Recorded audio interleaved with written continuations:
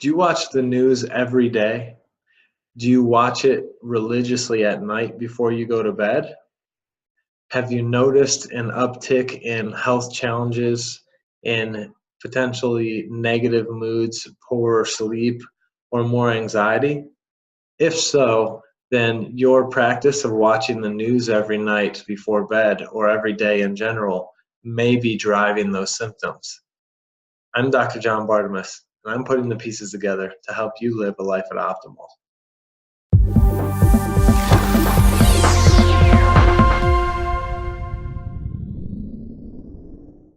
How could the news be driving your poor health symptomatology? Well, easily. Research throughout the years, especially in regards to psychoneuroimmunology, has shown that negative thoughts create poor health outcomes. And what is the news? The news is nothing but negativity with a few happy stories sprinkled in to keep you watching and to hopefully keep you from noticing.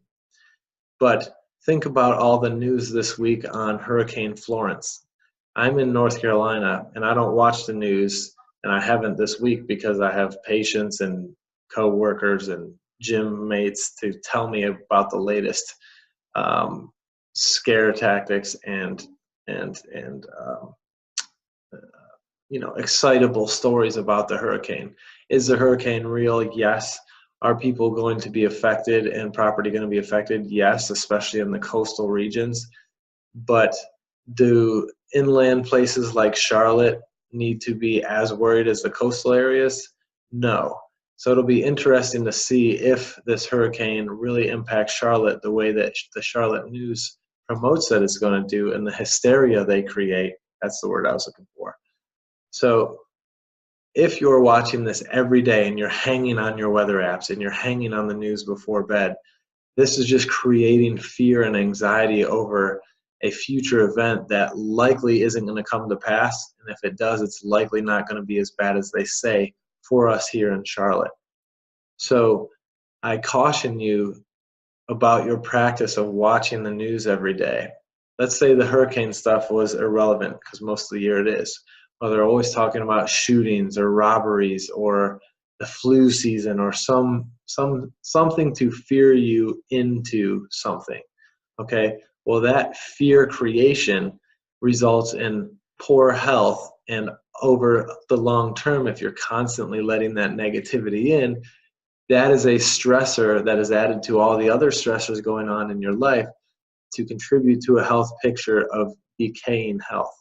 So one great way to remove a large stressor would be to quit your practice of watching the news. Are you really going to care if you don't hear about the robberies that happened in your city that day, or care about the weather happening far away that's probably not going to impact you? No. And your health will be thankful that you didn't knock it down by letting that garbage in that's not going to matter in your life. Remember, garbage in, garbage out from a health perspective.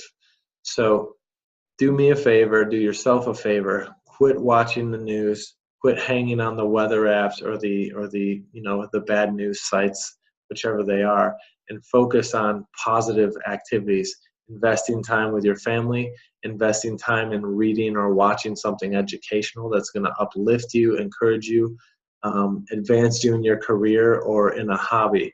So this is top of mind because of all the hurricane stuff going on here in North Carolina this week. And I just wanted to put it out there for everyone, because the news is negative, negative, negative. Negativity sells. Happy stories don't sell. They make you feel good for a minute, but you want the next negative, sensationalized story. And if you think about it, if they're constantly pumping that into your brain and creating poor health over time, you feed into the chronic health or the chronic disease system that is United States healthcare, and you're making them money the whole way.